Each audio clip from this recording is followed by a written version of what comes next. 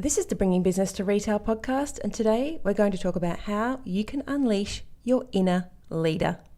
Welcome to the Bringing Business to Retail podcast, where I, Selena Knight, share strategies, interview retail revolutionaries, and delve into the minds of e-commerce experts to help you grow a profitable, independent retail or e-commerce business.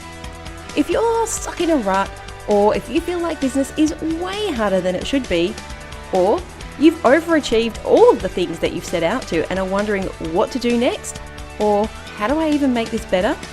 I know that you're going to love today's episode. If you're stuck in a rut, feel like business is way harder than it should be, or you've achieved all of the things that you set out to and are wondering what next, or how do I even make this better, then I know that you're going to love today's episode. Okay, so I want to be honest with you. Today's episode was me calling in a favor from a friend to get you this episode because I really think that it is important right now. And I have to give a great big shout out to my team for managing to turn this episode around so quickly. We've literally done it overnight, so thank you guys for that. But in times of uncertainty, we've never faced this before. Like maybe if you're an elderly person when they had the wars and the depressions, but honestly, I've never experienced anything like this before. And here's what happens when we are faced with fear and uncertainty. Two things pretty much. One is people become all about themselves, and we're obviously seeing that with the panic buying and a lot of selfishness, which I have to say really disheartens me. Or other people pivot, they change, they become very resourceful, and their businesses grow stronger as a result. Now, in my opinion, the reason that the businesses go one way or the other is the businesses that succeed, the businesses that come through this with minimal scathing or actually end up better off, are the ones that have two things. One, they have a plan. They know what their business looks like. They know where they're going. They have a contingency plan. They have a marketing plan. They have a business plan. And that business plan may not be what you expect to see in a university degree, but essentially they know what they want from their business and when they're going to achieve it. So that's number one. But the second thing that they have is great leadership. Now, I'm going to say, I succumbed to the media for a whole day, and all I was seeing on social media was people complaining about how their businesses were going down the drain. And I admit, I got sucked into the whirlpool for 24 hours. And I remember going to bed and saying to Ed, I don't usually get stressed about this stuff, but I feel really anxious. And he said, you have to stop reading it. And so I did. The next morning I woke up. I've hardly read any of the media stuff. I go in, once a day and spend 5 minutes just so I know what's happening in the world. But the truth is, I have to pivot in my business as well. And again, kudos to my team because we had an emergency meeting and we have a great plan in place that we can help facilitate other retailers to get through this unscathed. But great leadership is key. You have to have a team around you that really buy into what you're doing, that really love working with you and want to be part of your purpose. So I called my friend Julie Mathers and asked her because she is an amazing leader. She has done some fantastic things in her business. And on the sidelines, it probably looks like she's an overnight success, but I know that she and her husband and her team have worked damn hard to get where they are. And the reason that they are in such an amazing place is because she is an awesome leader. So today I asked her to come on the podcast. We don't even talk about the thing. We just talk about how to step into that role, the challenges, some of the obstacles and hurdles, and how to look within yourself and actually step up and be the leader. Because that's what you have to be in your business, especially if you want to weather these uncertain times. And honestly, this could be an opportunity for many of you. This is the time for you to realign your business, reassess your processes, look at your team, and actually, if you haven't already got that business plan, and like I said, it doesn't have to be the SWOT analysis, all those things that you read when you download a business plan. Your plan just has to be, this is who we are, this is what we do, and this is where we want to go, and this is when we want to get there by. If you can do those four things, you've got the starts of a beginning, you've got the beginning of an amazing plan. So I'm going to let you jump into this episode. I think it's highly relevant right now, and hopefully it will warm your heart too, because it's not all doom and gloom out there. Some businesses are doing really well, and if you look at Julie's business, you'll be able to take some amazing hints and tips for how to create a great e-commerce and retail business.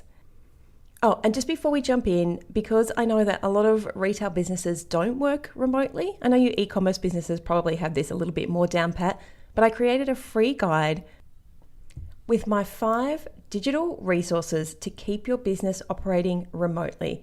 You don't even have to enter an email to get it. If you just head over to selinaknight.com/remote, you can download it there for free. And hopefully you'll find it helpful if you haven't really navigated this whole working from home, working remotely with your team kind of situation. And obviously in there I give you my 5 digital resources that our business uses every single day, so we know that they work. selinaknight.com/remote. It's free. You don't even have to enter your email. You just click over and download it. Now let's jump into today's episode with Julie Mathers, CEO of the world's largest vegan and cruelty-free store, Flora and Fauna. Hey there, and welcome to today's episode. You're going to love today's episode because we have such a down-to-earth but full of wisdom woman in Julie. Is it Mathers or Mathers? It's Mathers. Because you're English, so I wasn't quite sure how I was supposed to pronounce that. To be honest, I'll respond to most things.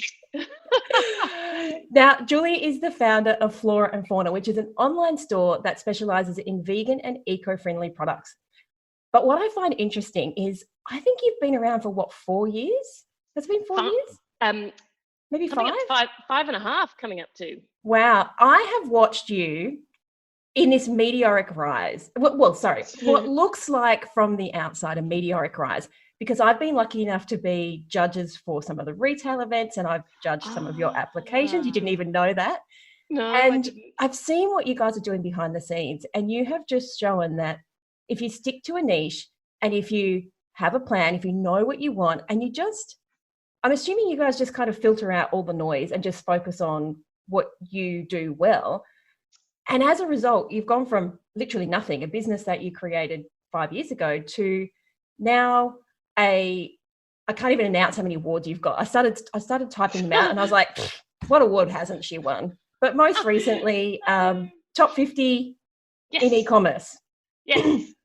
So can you just give us a little bit of a background? Because people always wonder, I call this the impact pillar. So we have the 5 core pillars of retail success: money, sales, marketing, customer, and then impact. And I think impact is the one that a lot of people forget about.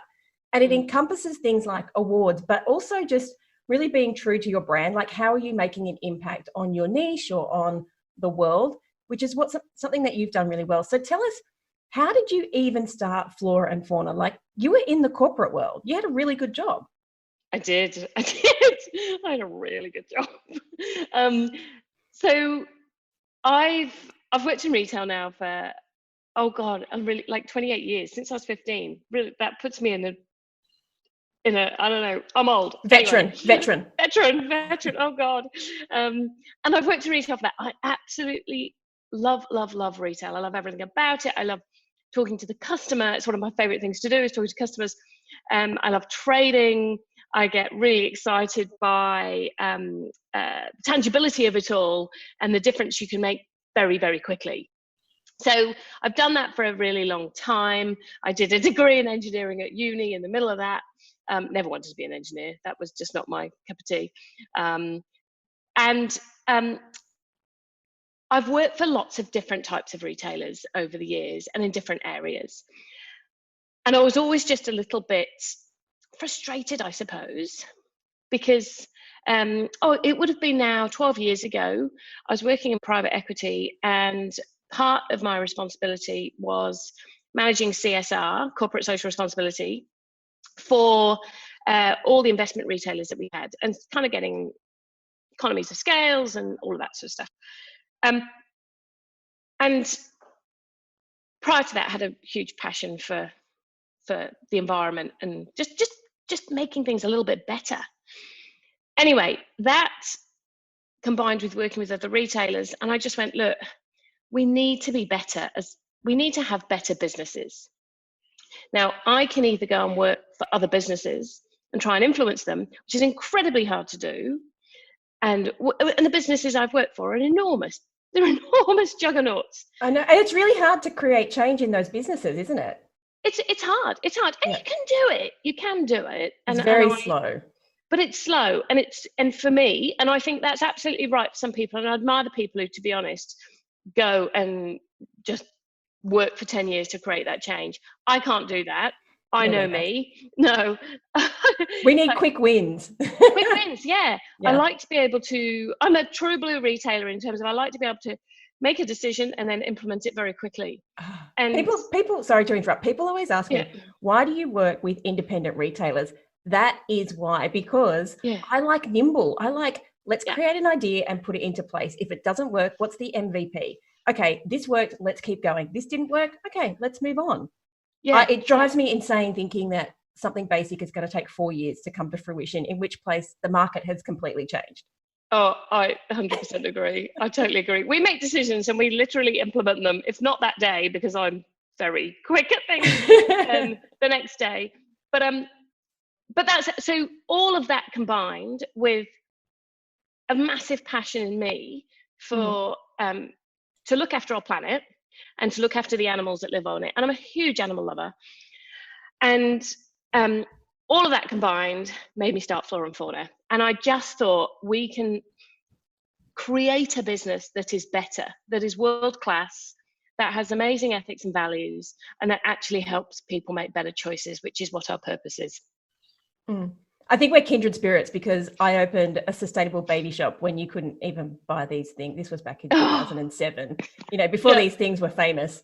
And that was exactly it. I just wanted to change the world for the people who wanted it to be a better place. Yeah. So tell me then, so you opened up Flora and Fauna, e-commerce store to begin with. Yes. How has your business changed? Because everything moves so fast now that the landscape just in 5 years is so different. One of the biggest things that I wrap my, I can't understand why people don't embrace it more, is why we use Klaviyo for email marketing. What do you use? Oh, we use .digital. Okay, so that's even kind of next level, but Klaviyo has predictive analytics and it has all these inbuilt flows and this stuff that was at enterprise level when I had a business, and I used to sit there downloading stuff into Excel spreadsheets to try and analyze it. This is at your fingertips for $79 a month. Like, why are people not using it? Yeah. Oh, I hear you. The access to this information and data is just so amazing. Cheap. Yeah. So it's really cheap. How has your business changed from when you first started to 2020? So, gosh, where do we start? So, when we first started, we started with 500 products, 30 brands. We were a beauty business, pretty much what we were. We were a beauty business looking at cruelty-free cosmetics, and we were very much around. Hey, look, we're the place to come if you need cruelty-free cosmetics. We've got them. And over the years, and this is largely from really defining our purpose and listening to our customers as to what they want and listening to what the world needs and the planet and everything else, we've really defined that to now be kind of your ethical one-stop shop. Yeah. Really. Yeah, you have different ranges now. Yeah, beauty is absolutely still at the core, but we've got body and hair, we've got home, quite a lot of home products. We have baby and kids, not driven at all by the fact I'm pregnant and have a 1-year-old. It's funny how our business has evolved to suit our lives. Yeah, exactly. I suddenly had a child and I was like, right, let's increase our baby range. We've also got food, we've got health, we've got not too much food, but a little bit. Our range has increased. We've now got 7,000 products. We have become incredibly defined in terms of our purpose, and I think that's probably the biggest change for us. We absolutely know who we are and what we're about, and that resonates through every piece of our business, through tone of voice, through our marketing, through our initiatives that we do with charities or different organizations. And we're pretty choosy, I suppose, about who we work with, because our ethics have to align. Yes, selective, because our ethics have got to align. Yeah. And it's even down to working with influencers. We kind of don't, or we don't, because for us, we know what our values are. We have 8 values. One of them is being really transparent and authentic. And I think working with influencers is not doing that. So we know who we are. We're really defined now. We know who our customers are. We have an amazing community. And that's, I think, our biggest change and shift. I think when you start a business, and for us, we started selling stuff, but you don't really have a brand to back it up. No. Because you don't have any customers. You're still figuring out what your tone of voice is, which for me was actually quite difficult, because I'd come from the land of Woolworths and Coles, where it's really corporate. So I suddenly had to lose that and lose the, we're going to get, sued for everything, and get into the, you can be a little bit looser and you can be friendlier and all that sort of stuff. So it took me a little while to lose. But when you start, you really, you might know who you are, but it takes a while to really define who you are. And I think that is the absolute biggest change for us now. Everyone in our business knows what we're about. And I love that, because our team will come to us and say, we should do this. These are products we should stock. Or, one of the team on the weekend even messaged Tom, who runs operations, and said, this was before the announcement of 2-week self-isolation for people, for people from overseas, and they emailed us. They're a supervisor in the warehouse. They emailed and said, I think anyone coming in should be in 2 weeks isolation, before it was even announced. And we said, yeah, we agree. So we put that in place before actually it was announced anyway. And what I love about our team is they are utterly on board with our ethics, values and purpose, but also they're not afraid to speak up and tell us that. Yeah, I call that brand buy-in.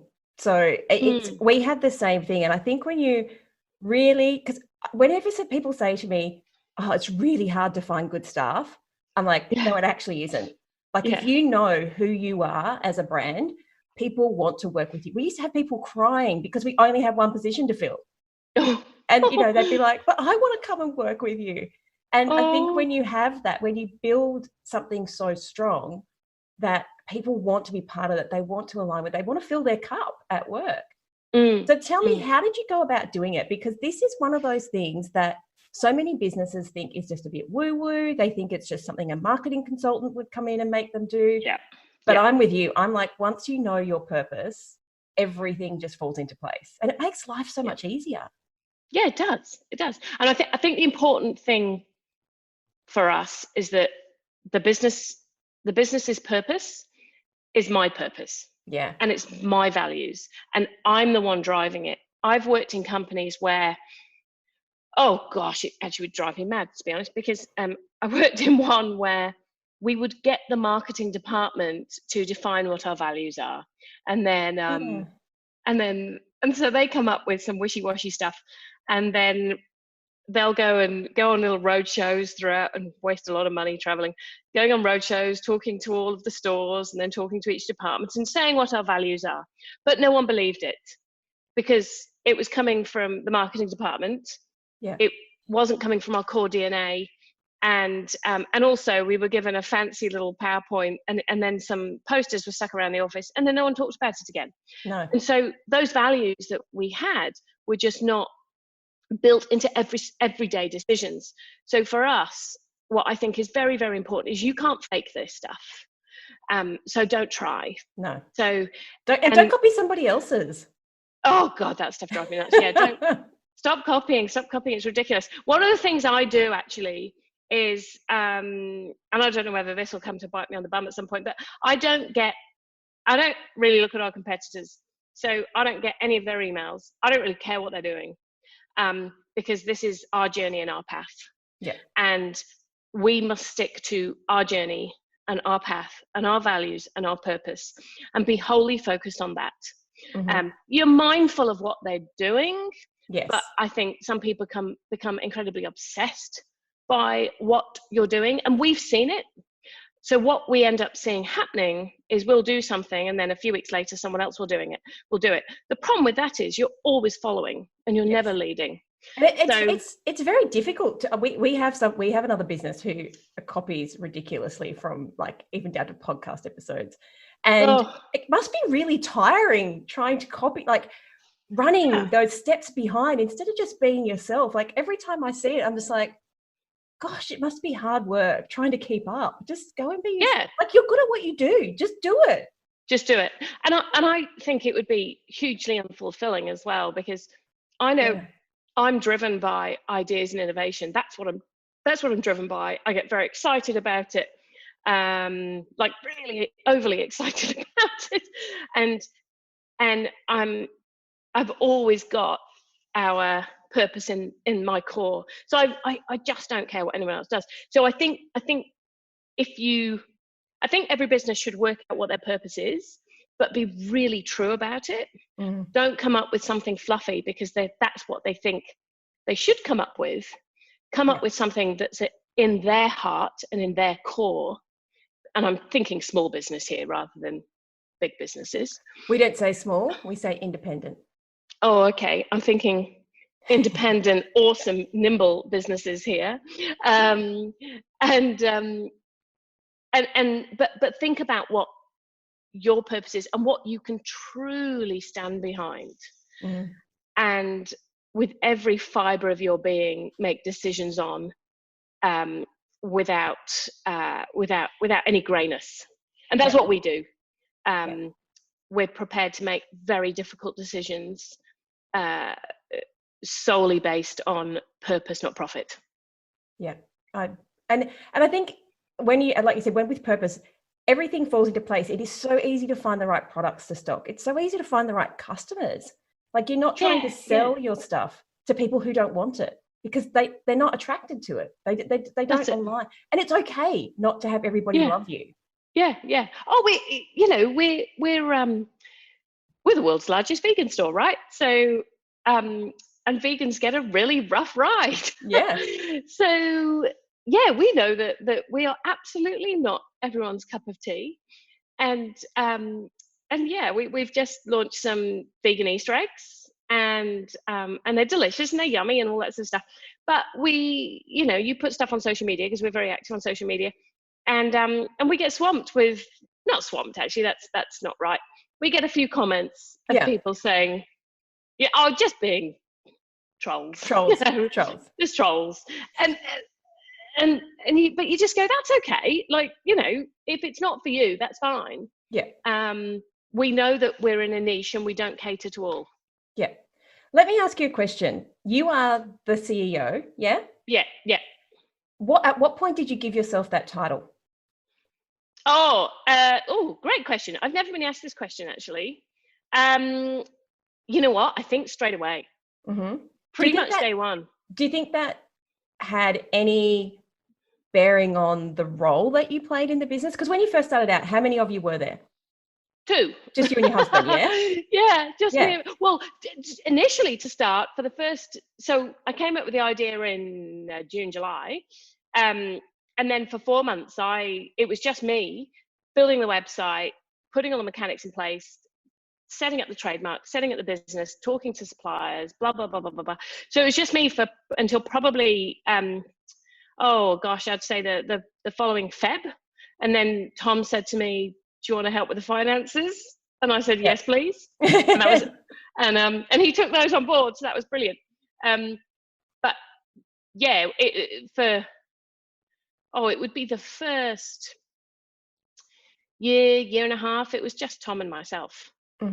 Yeah. So you sort of give yourself this grandiose title, and you kind of go, God, I'm a bit of a fraud, aren't I? Really? Because I am the CEO, but I'm also the graphic designer in a very poor way. I'm also the buyer. I'm also customer service. I'm also, the website person. Yeah. Hiring manager. Yeah. Everything. Yeah. Everything. So, and I actually had a really good chat with a friend of mine about this too, who kind of said something similar. and I think it's probably a female thing too. Yes. I think yes. we are naturally going, oh gosh, we're not worthy. Yeah. Instead of just going, no, that's my title, let's own it.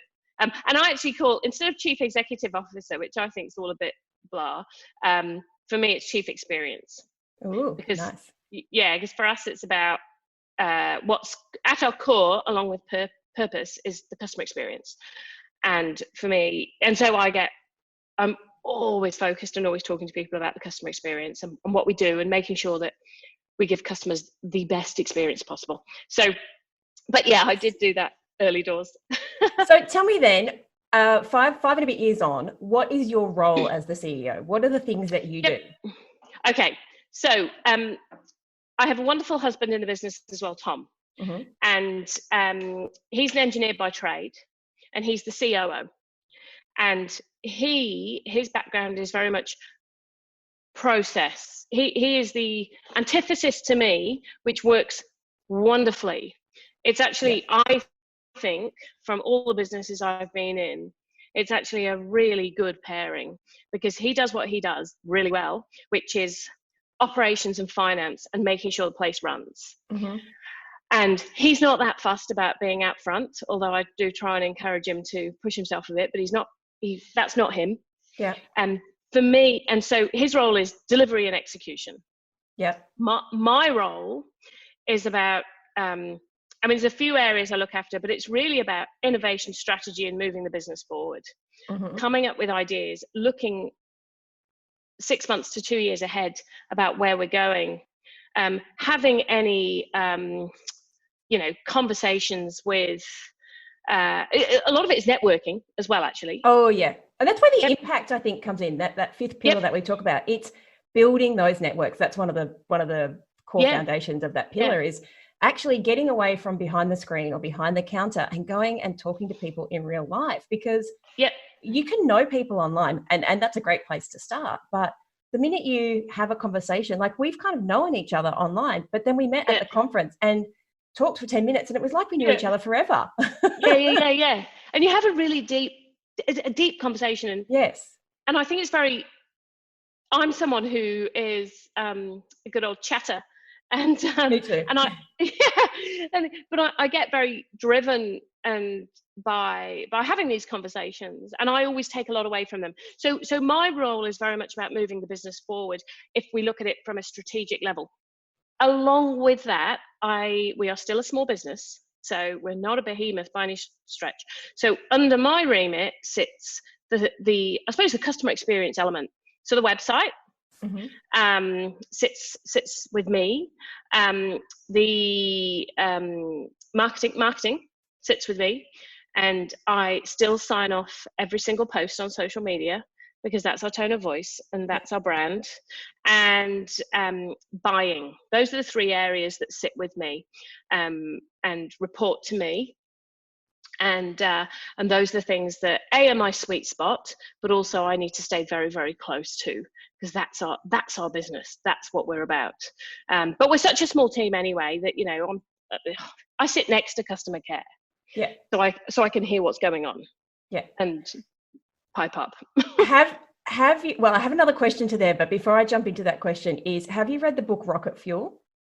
I have not. You have to read this, and only for the fact that you go, actually, you know what, there's some science behind this. So just a quick premise about what Rocket Fuel is about is there are 2 core people in a business. There is the visionary, and you read these things about the visionary. They can see 5 years. They have the bigger plan. They know the strategy. They have it all mapped out in their head. But what we're crap at, because I am one too, is execution. We are not completer finishers. And the integrator doesn't want to think big. They want to take all those ideas and put them into place. And it sounds like that's what you and Tom have got going. And they say that when you get the visionary and the integrator right, businesses just explode. And so it's actually interesting. What I find interesting to read is the stuff we're not very good at, like communicating our ideas to people because they're in our heads. Like we don't necessarily, say the whole of the conversation. We just have the dot points in our head, and we just don't understand why people don't get it, because it's so clear. I know, because you're already, you're already there. So much, exactly. You're well over there. And you're just like, come on, catch up. Yeah. Yeah, no, I think that's Tom. You know, a lot of people say to me, how do you work with your husband? And oh God, you know, we have our moments, but we're also very honest with each other. And I think that's really, really important. We're really honest. I am absolutely not someone who takes anything personally at all. So we can have quite fiery conversations, but it gets us to a point. Yes. And he is an awesome yin to my yang, because he's also got great ideas too. He's not just the executor. He's also the person who, when I come up with these crazy loony things, he'll say to me, what about this? Or have you thought about this? Or yes. he said something the other day, and he kind of just, he was the spark. He said something and he went, gosh, this is a problem. I'm going to do this. And then I just went, hang on, let's do this. Yes. And this is, and this is the thing, right? In your head, it just explodes and it works. You can see all the things. It's amazing. All right. So with that in mind, what has been the hardest thing for you to give up in terms of roles within the business? Like saying to the person at customer care, actually, I would have said this. Yeah. The one that keeps coming back, I suppose, is social media. Yeah. And it's not that it's hard, because I'd quite like to give it up, to be honest. It's more that I'm very protective of it. And we have someone unbelievably wonderful who's just started, Justine. And she is, she's just a breath of fresh air. She's joined us because of purpose. That's the reason she's here. And she's going to take this on anyway, and she'll do an amazing job. But that's probably the piece that was most difficult to give up. My husband would recount something very early doors, that I didn't let him pack an order for 6 months. which I think was actually true, because I was so precious about packing these orders in a certain way. And he always recounts that, because he's like, you could have just made a process for him. I know. and it's this obsession with your little baby when you're early. And now, of course, we have this amazing team who are fantastic at packing orders and all that sort of stuff. So I don't think there's anything that's been too difficult to give up, because I think it's always down to having good people, and also being really close to those people too. We also have a super flat hierarchy.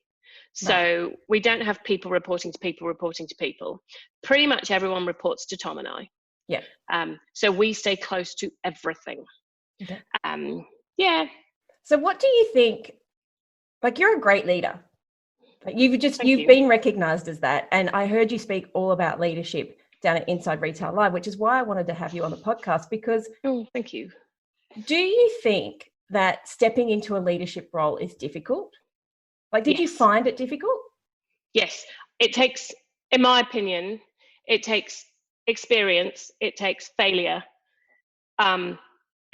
It takes, you've got to learn to do it. I think it is absolutely not something that's easy to do.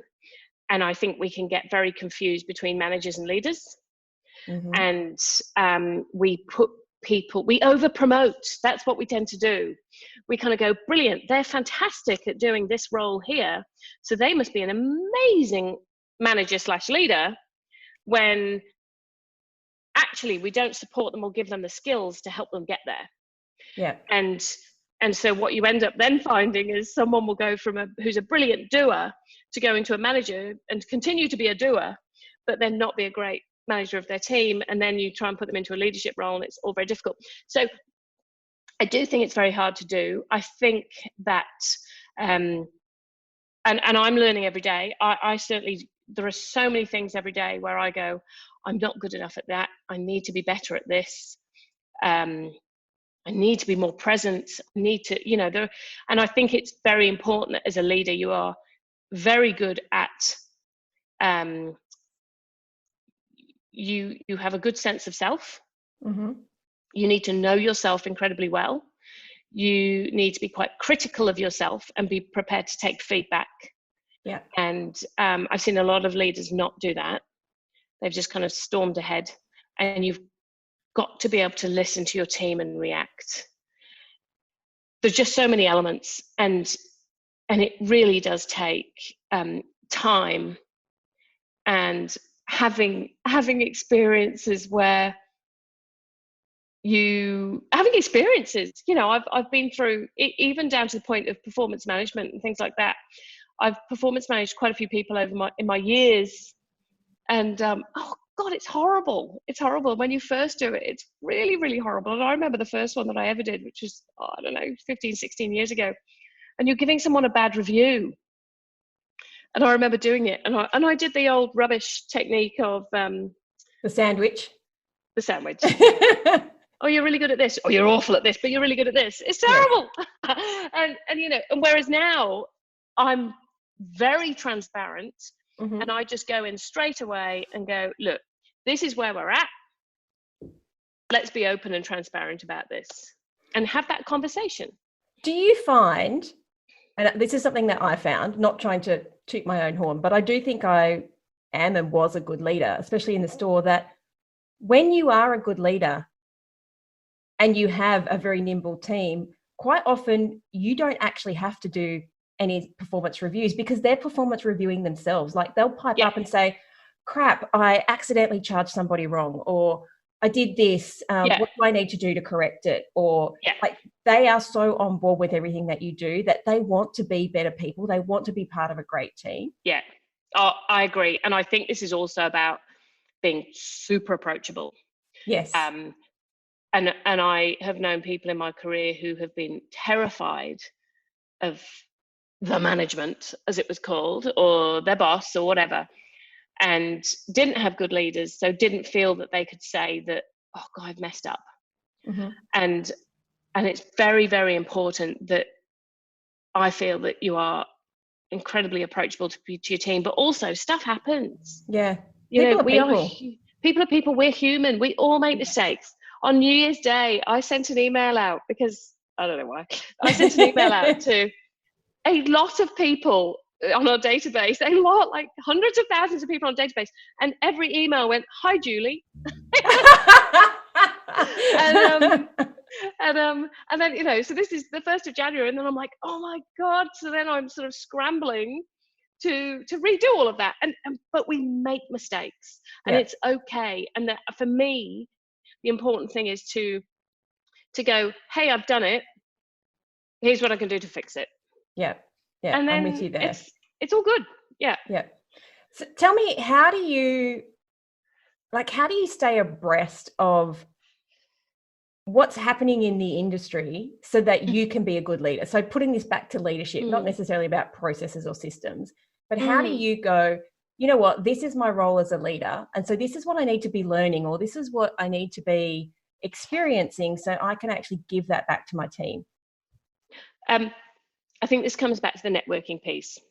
Yeah. A little bit. I spend a lot of time talking to other businesses, other leaders.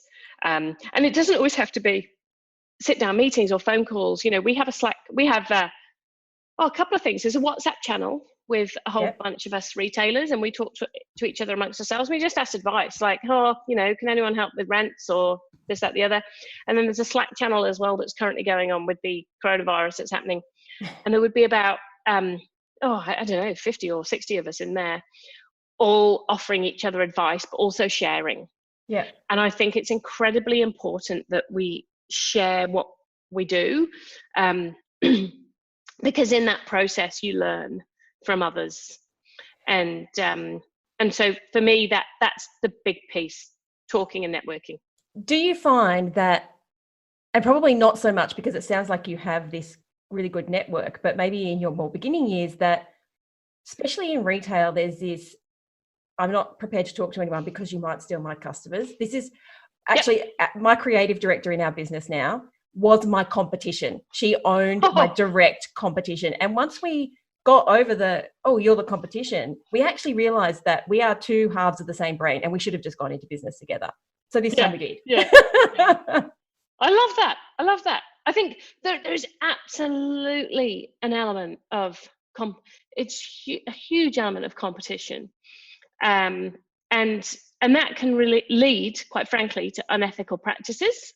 So, and we've seen that. I've seen that both in flora and fauna and outside of flora and fauna, which then makes you not want to share, basically. Yeah. So there is an element of that, but you know the good ones, basically.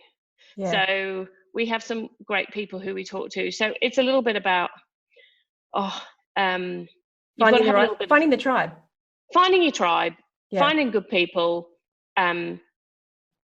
sharing, and you'll get some stuff back. And I have some utterly brilliant people who are, I would say, some of the kindest people around, because they overshare continually, in a really good way. Yeah. They will always help. And I think of two specifically. They are not afraid to get on a Zoom call with you and show what they do in their systems. It's brilliant. So absolutely find your tribe. There's always going to be that element, and it's from a trading perspective that's difficult, but find your good people. I was going to ask you for what's your number one tip for people who are feeling they're struggling with leadership, but I imagine that's probably going to be it. Just find those people who can help you to do it. That's it. It's don't be on your own on this. Yeah. It's I think I was quite lucky. In fact, I am lucky early on in that I had Tom. So there was two of us to talk to. But being your leader in your own business is incredibly lonely. So I was going to say it's such a lonely business. If you let it be a lonely business. That's it. So don't be lonely. No. Find good people, and and that could. It doesn't. You don't always have to go in and have mentors, because a lot of people have said to me, "Do you have mentors?" And I'm like, "No, I don't, but I have lots of people who I talk to." Yeah. And for me, I've never found mentors work for me. I much prefer to call up some people and go, "Hey, I've got this thing. What do you think?" Or pay for someone to come and help you fix it. That's me. I'm just like, can you come and fix it? Show me how to fix it. Yeah. Just sort it out for me. Yeah. But it's I think that's a really important one. Just don't be lonely. Go and talk to people. There are Facebook groups which make life a lot easier now than it would have been 10 years ago, where you can chat amongst yourselves about stuff. So definitely do that. I think that is the perfect place to finish up this conversation. Although I think we could talk about it for ages. If people want to check out how amazing you guys are, where can they find you? A few places. Okay, so the website's floraandfauna.com.au. Mm-hmm. There's also, I'm constantly putting stuff on LinkedIn, so I'm just Julie Mathers on LinkedIn. You'll find me there. Instagram and Facebook, Flora and Fauna AU. And they're probably the big ones. Okay. So yes, please come and find us. Thanks so much for sharing this. I think leadership is one of those things we all struggle with, and it's great just to hear some real life story. What is someone doing right now to step up and unleash their inner leader? Yeah, definitely, 100%. Thank you so much for having me. That's okay. I hope you enjoyed this week's episode of the Bringing Business to Retail podcast. You can find all of the show notes over at selinaknight.com. If you found something that you heard today particularly useful, I'd love it if you could leave me a review on iTunes or Stitcher. And of course, feel free to share this episode with someone that you think could benefit by listening to it. Want more retail biz strategies? You can watch the Bringing Business to Retail TV show, where each week I'll answer a question or provide you with a simple, actionable retail biz strategy that you can implement in your business right away. If you have a question or a guest, I'd love to hear from you. Drop my team an email at podcast@selinaknight.com, and I'll see you on the next episode. Have a great week.